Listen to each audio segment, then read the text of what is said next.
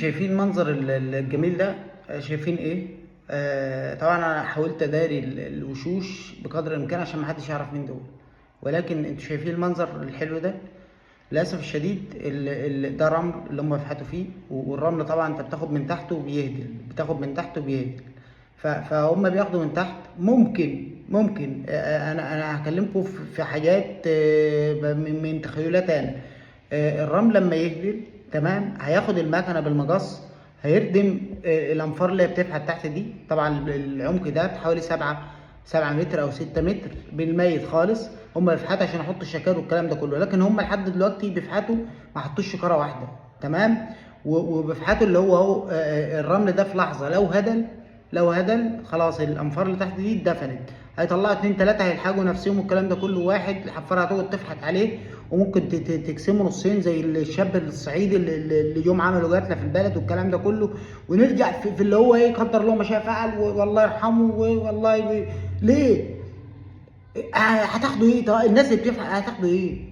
هتاخد ايه غير انت هتاخد اجرتك؟ هتاخد ايه لو مت؟ ولادك والله العظيم 3 ما فيهم جول يعني الا من رحم ربي، براء ربنا في الناس. ليه تعمل في نفسك كده؟ ليه تعمل فينا كده؟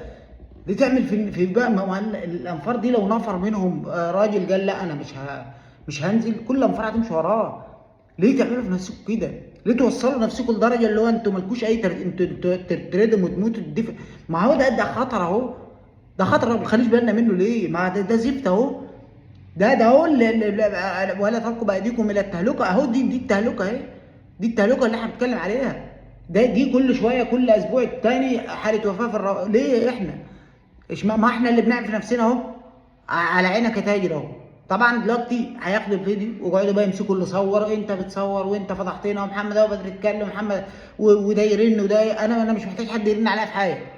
انا بصوا الحل اللي بشوفها غلط والله لو على انا بقول لكم لو على نفسي انا بس. ليه كده؟ ده يرضي ربنا؟ السيد المجاور السيد الرئيس اللي مشغل الناس دي يرضي ربنا؟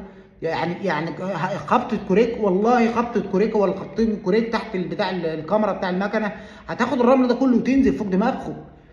انتوا شايفين بعينيكم يعني. ده منظر اهو، ده منظر اهو على عينك هتيجي قدام الكل اهو. ده يرضي ربنا ده؟ ودي بتيجي تزعلوا تقولوا ايه ده انتوا بتتكلموا والمجاورين ذنبهم ايه ومحدش عاوز يموت نفسه؟ لا، ما احنا اهو بنموت نفسنا اهو. ده عامل زي اللي راح مسك سلك الكهرباء بايده اهو. احنا اهو بندفن نفسنا اهو. بندفن وبنقعد ندور على النفر يوم واثنين وثلاثه، وقلب اهله محروقين وولاده بيتيتموا واهله بيطلع ميتين ابوهم بعد كده. ليه؟ ما احنا في ايدينا نحافظ على نفسينا. نفر راجل غادر ان هو يحمي طقم بالكامل. الرئيس والمجاول والله ما ينفعوك.